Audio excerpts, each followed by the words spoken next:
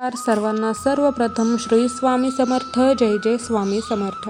स्वामी भक्तांनो, आज आपण गुरुपौर्णिमेला घरी म्हणजेच घरच्या घरीच श्री स्वामी समर्थ महाराजांचे गुरुपद घेण्याचा विधी पाहणार आहोत.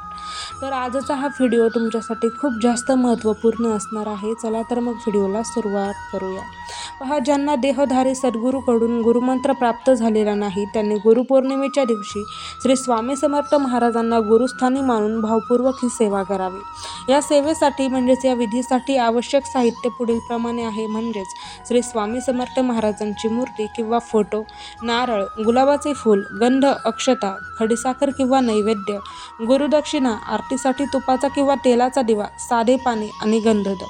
त्याचबरोबर समर्थ स्वामी महाराजांचे गुरुपद घेण्याचा जो विधी आहे त्यासाठी आताचा आपण विधी पाहूयात.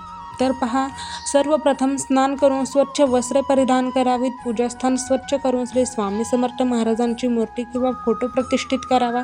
संकल्प करावा की आज गुरुपौर्णिमेच्या पवित्र दिवशी श्री स्वामी समर्थ महाराजांना गुरुस्थानी म्हणून मी ही सेवा करीत आहे. माझ्या जीवनात सद्बुद्धी, भक्ती, सेवा आणि गुरुकृपा अखंड राहो. त्यानंतर पाद्यपूजन करावे. पाद्यपूजन पहा, त्यासाठी एक पळी साधे पाणी, एक पळी गंध, अक्षता आणि एक फूल अर्पण करावे. त्याचबरोबर स्वामींना प्रार्थना करावी की परब्रह्म भगवान श्री स्वामी समर्थ महाराज, या गुरुपौर्णिमेपासून पुढील गुरुपौर्णिमेपर्यंत आपण माझे गुरुपद घ्यावे, माझा योगक्षेम चालवावा. आपला सत्य शिष्य होण्याची पात्रता माझ्या अंगी यावी.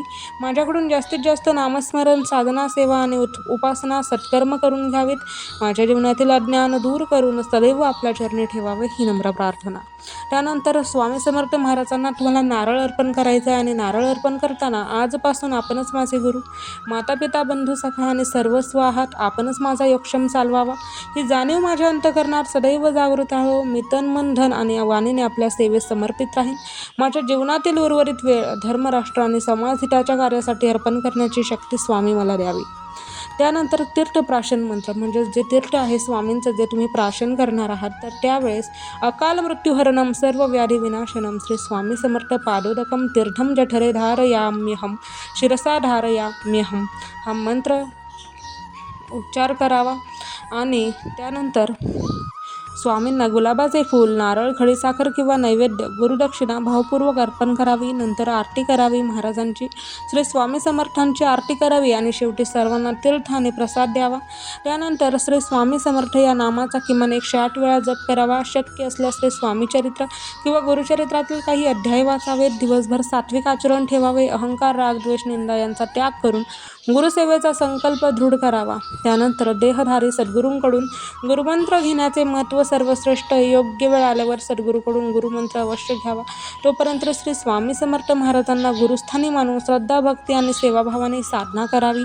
त्यानंतर मनापासून स्वामींना वंदन करावे आणि मुजरा करावा. तर स्वामी भक्तांनो, अशा पद्धतीने गुरुपौर्णिमेला तुम्ही घरच्या घरीच अशा पद्धतीने विधिवत श्री स्वामी समर्थ महाराजांचे गुरुपद घेण्याचा हा विधी करून स्वामींना गुरुस्थानी मानू शकता.